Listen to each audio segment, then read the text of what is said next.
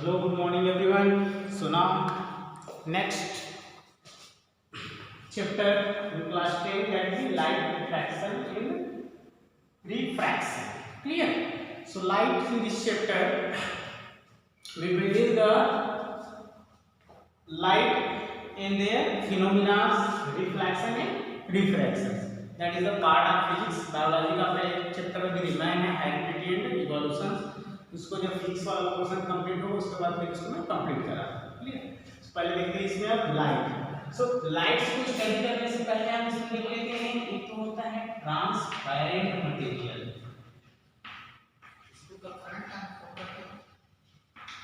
Transparent material.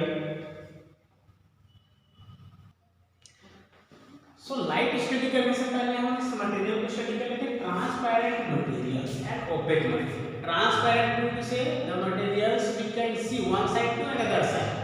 Generally आप water की बात करें या ग्लास की बात करें. देखिए ग्लास में आप एक साइड से दूसरे साइड को देख सकते हैं. वहीं व्हाइट क्लॉथ जो होता है ट्रांसपेरेंट की बात करें, वेट मटेरियल जिसमें आप एक साइड से दूसरे साइड को देख सकते हैं. क्लियर? वो मटेरियल्स क्या कहते हैं? Transparent material. उसमें लाइट करोगे क्योंकि लाइट जो एक जगह से अनदर साइड पर क्रॉस हो रहा है. वहीं ओपेक मटेरियल की बात करें तो आपको जो बोर्ड है that is an opaque material. मतलब हम एक साइड से दूसरे साइड को नहीं देख सकते. ये जो वॉल है ये भी ओपेक मटेरियल है. चॉक ये भी ओपेक मटेरियल है. सो ओपेक मटेरियल में लाइट जो है इंटर तो करता है बट अनदर साइड नहीं जाता. वो जो कोलाइड होकर वापस आ जाता है. ये चीजें क्या कहलाती हैं? क्योंकि ये किसमें आएगा? ओपेक मटेरियल्स में आएगा. तो लाइट का कोलाइड होना और वापस आ जाना, ये फिर उस कंडीशन में क्या बोलते हैं? उसको रिफ्लेक्शन. मैंने इसी चीज को कोरिलेट किया था. तो ट्रांसपेरेंट जैसे अगर ग्लास चश्मा लगाते हैं तो चश्मा किसमें आएगा? ट्रांसपेरेंट. मतलब वो ट्रांसपेरेंट मटेरियल है. लाइट क्या करती है उसमें से? जैसे कोई ग्लव्स है तो ग्लव्स में लाइट जो एक डायरेक्शन में जाती है और दूसरे डायरेक्शन में आती है, इंटर करके वापस निकल जाती है. तो उस कंडीशन से वो चीज कोलाइड नहीं हो पाती. बट ओपेक मटेरियल में लाइट कोलाइड होती है तब वो ऑब्जेक्ट क्या होती है? हमको दिखाई देती है. जनरली हम बात करें यदि डे में और नाइट, तो day and night both have difference. Day अभी जैसे आपको दिन में कुछ चीजें दिखाई दे रही है. क्यों दिखाई दे रही है?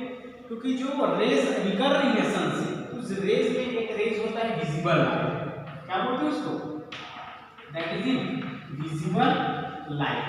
सो विजिबल जो लाइट है वो कोलाइड वाली जैसे ऑब्जेक्ट जैसे कोलाइड वाला कहां पे जा रहा है? हमारे आईज में जा रहा है. तब हमको ये चीज दिखाई देती है.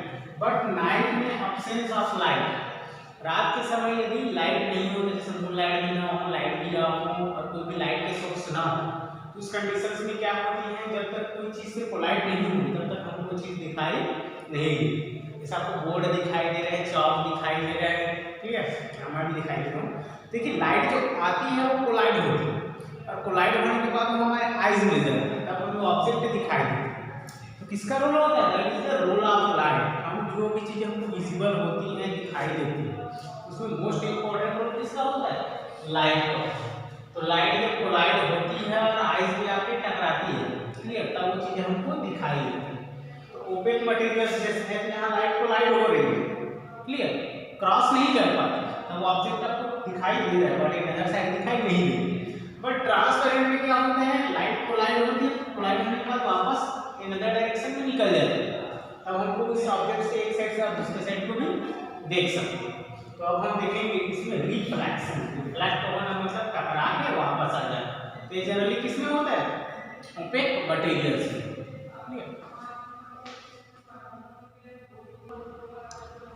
So here our definition is reflection. When light goes to polarized surface like mirror, it most of the light reflect on same side. That phenomenon called reflection. यहाँ पे देखिए मिरर जनरली प्रैक्टिकल देखिए होंगे कि आपके पास मिरर का कोई टुकड़ा हो, वो आप सनलाइट में रखते हैं तो बेटर उसमें से लाइट को लाइट को दूसरे डायरेक्शंस में चली जाती है, उसको क्रॉस नहीं कर पाती. तो जो मिरर होता है, mirror is in opaque material. कौन सा? ये ओपेक है. मतलब एक साइड पॉलिश लगा होता है, आप मिरर में एक साइड से दूसरे साइड को नहीं देख सकते. जब हम देखते हैं तो हमें अपना ही फेस दिखाई देता है. तो यहाँ पर देखिए जब लाइट आती है इससे कोलाइड होती है, इसको क्रॉस नहीं कर पाती क्योंकि पॉलिश लगा हुआ. तो इस कोलाइड होने के बाद ये फॉलिंग हो जाती है, नीचे साइड आ रही है, दूसरे डायरेक्शन में पाए जाते हैं। तो ये जो रिफ्लेक्ट होना मतलब टकरा के वापस आ जाए, ये जो फिनोमिना है that called reflection of light. क्या बोलते हैं इसको? Reflection of light. क्लियर? इसको लेके एक लॉ दिया था, लॉ ऑफ रिफ्लेक्शन। तो ये जो लाइट इंटर कर रही है ये कहलाती है इंसिडेंट रे। क्या कहलाती है? Incident ray. और ये जो लाइट रिफ्लेक्ट होकर वापस आ रही है ये कहलाती है reflected ray. Incident ray R आई से डिनोटेट करते हैं, रिफ्लेक्टेड रे को आर से डिनोटेट करते हैं। क्लियर? आर आई से ये हो गया reflected ray, R I. Clear? So that denoted by I and R. इसको आप डायरेक्टली लिख सकते हैं आई, और ये कहलाता है कि आर कहलाता है।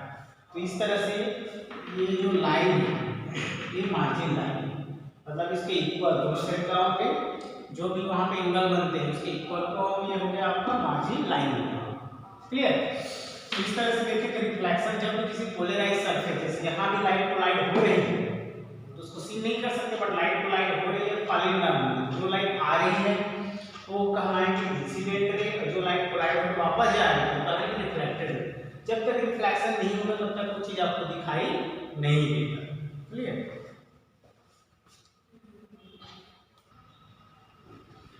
Next one is law of reflection of light. Reflection of light को लेकर कुछ लॉज दिए गए थे, जिसमें फर्स्ट था angle of incidence is equal to angle of reflection. Again I explain one surface, कोई सरफेस ऑब्जेक्ट ले लिए, जैसे हम लोगों ने लिया था मिरर, प्लेन मिरर, दो तरह के मिरर होते हैं, कर्व मिरर भी होते हैं। से कौन सा था? That is in plane mirror. Suppose यहां से कोई लाइट इंसिडेंट हो, क्या बनी? लाइट इंसिडेंट, ये हो गया आई। अब इंसिडेंट होने के बाद ये लाइट क्या हो गई? रिफ्लेक्टेड हो गई। आर डायरेक्शन शो कर रहा है कि लाइट इंटर आ रही है, इंसिडेंट। ये जो लाइन है ये कहलाता है नॉर्मल। क्या कहलाता है? नॉर्मल। सो पहला लाइन है angle of incident is equal to angle of reflection. तो यहाँ पे जो एंगल बनेगा ये एंगल आई, इसको लिख देते हैं एंगल आई इज इक्वल, जितना बनेगा उसका हाफ, तो ये क्या होगा? इसके equal angle I. Angle I is equal to angle I. बिल्कुल से ये है, सपोज यहाँ पे जो टोटल एंगल बन रहे हैं हम उसको मान लेते हैं सपोज 90 डिग्री का बन रहा है, तो 90 डिग्री में एंगल आई भी कितना होगा? 45 होगा, और ये भी कितना होगा? 45। मतलब ऑलवेज ये 30 का है, ये भी 30 का, मतलब जितने एंगल बनेंगे इसकी दोनों क्या होंगे? सिमिलर होंगे। यदि वो 30 आ रहा है तो 30 आएगा, 50 आएगा तो 50 आएगा, मतलब जितना का इंसिडेंट रहेगा एंगल होगा उतना ही रिफ्लेक्शन का एंगल। सेकंड ये है कि इंसिडेंट, रिफ्लेक्टेड रे और नॉर्मल तीनों एक ही प्लेन पर होंगे। यहाँ पे देख सकते हैं, आप इस प्लेन को हम देखें, एक प्लेन दिख रहा है, देखिए इंसिडेंट रे, नॉर्मल और रिफ्लेक्टेड रे तीनों क्या है? एक ही प्लेन पर। जैसे इसको मैं प्लेन मान लूं, इंसिडेंट रे, रिफ्लेक्टेड रे और नॉर्मल तीनों एक ही प्लेन पर होंगे। ये था लॉ ऑफ रिफ्लेक्शन। सो हम देखते हैं रिफ्लेक्शंस के केस में हम देख लेते हैं, ये फॉर एग्जांपल ये mirror. So mirror is opaque material. क्या है? Opaque material which one side polished, जिसका एक साइड क्या होता है? पॉलिश्ड होता है, स्मूथ सरफेस। क्लियर? अब मिरर क्या है? स्मूथ सरफेस वाला एग्जांपल हम इस चैप्टर में दो चीज स्टडी करते हैं, तो लेंस और मिरर। तो लेंस और मिरर में क्या डिफरेंस है? लेंस जो होता है ट्रांसपेरेंट, लेंस आप देख सकते हैं, आपका जो चश्मा है लेंस है, क्या आप एक साइड से दूसरे साइड देख सकते हैं, क्योंकि मिरर में ओपेक मटेरियल है जिसका वन साइड क्या होता है? पॉलिश्ड होता है, इसकी वजह से आपको दूसरा साइड दिखाई नहीं देता। पहला देखते हैं मिरर के टाइप्स। तो प्लेन मिरर, प्लेन मिरर की बात करें तो रिफ्लेक्टिव सरफेस। देखिए दो चीजें हैं, तो पॉलिश वाला सरफेस और दूसरा रिफ्लेक्टिव सरफेस वाला।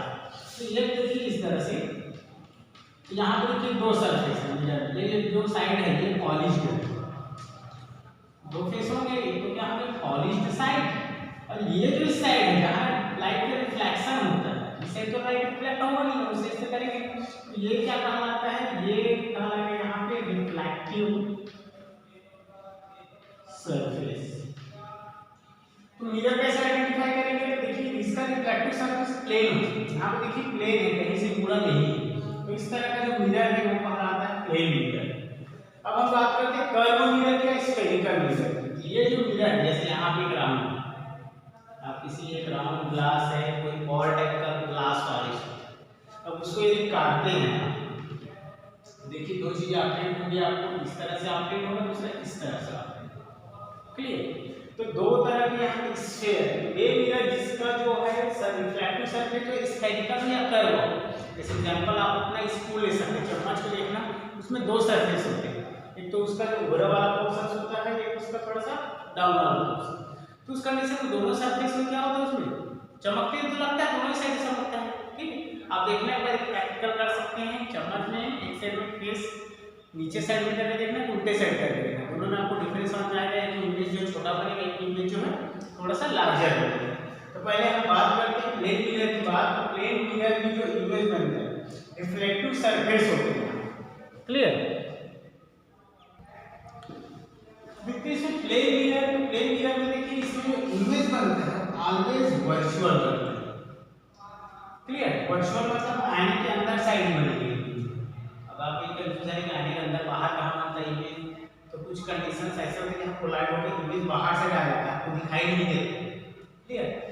जैसे आप कुछ मिरर सब जाके देखेंगे कॉन्वेक्स कॉन्केव में, आप सामने खड़े हो बड़ा इमेज दिखाई नहीं देगा आपको सामने, बाहर साइड में उससे आपके साइड से बड़े बनते जिस वजह से दिखाई नहीं देगा। तो ये वर्चुअल मतलब अंदर साइड बनेगा। सेकंड है इरेक्ट। इरेक्ट मतलब सीधा बने, सीधा मतलब आप जैसे खड़े हैं तो आपके सीधे ही उसमें बनते हैं ना, तो एंगल चेंज नहीं होता, क्लियर। सेकंड सेम साइज, यदि आप मिरर के जस्ट सामने इक्वल डिस्टेंस पर खड़े हैं तो उस कंडीशन में क्या होगा, आपके हाइट के जितना ही सामने मिरर के हाइट का इमेज बनेगा, इसमें होता है प्लेन मिरर। जब इस कंडीशन में देखें तो कुछ चेंजेस हैं, कॉन्केव में अलग होते हैं, कॉन्वेक्स में अलग होते हैं, जिसको आगे स्टडी करेंगे। तो again I repeat that spherical surface, जिसके पास सरफेस थोड़ा मुड़ा हुआ हो वो आता है कर्व मिरर बोलते हैं उसको। इसको दो तरह से डिवाइड करते हैं। यदि आप एक राउंड को काट के दो तरह से पॉलिश करते हैं, जैसे यहाँ यदि एक में आप पॉलिश कर दी, इसके बाहर साइड को पॉलिश कर दी इस तरह से, आप काटे तो है इसको, काटने पर यदि आप बाहर साइड को, अब इसमें भी क्या कोलाइड होगा। ये जो मिरर है यहाँ पे देखिए, ये कहलाता है कॉन्केव मिरर। वन थिंग याद रखिए, पॉलिश का कौन सा साइड होगा, बाहर साइड होगा। कटिंग के बाद बाहर साइड यदि पॉलिश होगा, अंदर साइड रिफ्लेक्शन का काम करेगा, मतलब इसको आप काट के बाद अपनी जगह रखते हैं तो उस कंडीशन में। तो जो स्पून होता है, स्पून पे देखिए इस तरह से होते हैं ऐसे, तो ये वाला जो सरफेस है ये यहाँ पे होता है कॉन्केव होता है, और ये वाला जो सरफेस है ये होता है कॉन्वेक्स होता है। दोनों साइड घुमा कर अपने फेस को देख लेंगे, दोनों में आपको डिफरेंस समझ आ जाएगा। सो कॉन्केव मिरर में जो होता है पॉलिश बाहर साइड होता है, आउटसाइड, क्लियर, आउटवर्ड। और जो कॉन्वेक्स है, कॉन्वेक्स में ये देखिए, इसको मिरर को हमने काटने के बाद अंदर साइड को पॉलिश कर दी, ये वाला जो सरफेस है ये आ गया फिर अपना पॉलिश सरफेस, ठीक है। तो ये कहलाता है फिर इनवर्ड। यदि पॉलिश इनवर्ड हो अंदर साइड हो, और यदि पॉलिश बाहर साइड हो, काटने के बाद से जनरली पॉलिश कर नहीं सकते, बट काटने पर यदि पॉलिश करते हैं तो दो तरह के आपको मिरर मिलेंगे, कॉन्केव मिरर और कॉन्वेक्स मिरर। तो कॉन्केव में यहाँ रिफ्लेक्टिव सरफेस यहाँ से कोलाइड, लाइट आएगा फिर कोलाइड होते मिलेगा, यहाँ लाइट इस तरह से आएंगे इधर करके और कोलाइड हो जाएगा।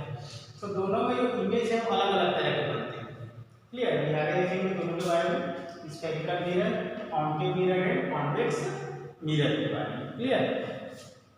तो आज के लिए इतना ही, कल हम इसके बारे में कुछ बेसिक डिटेल से स्टडी करेंगे, उसके बाद आपको चैप्टर फिर आगे फ्लो कराया जाए।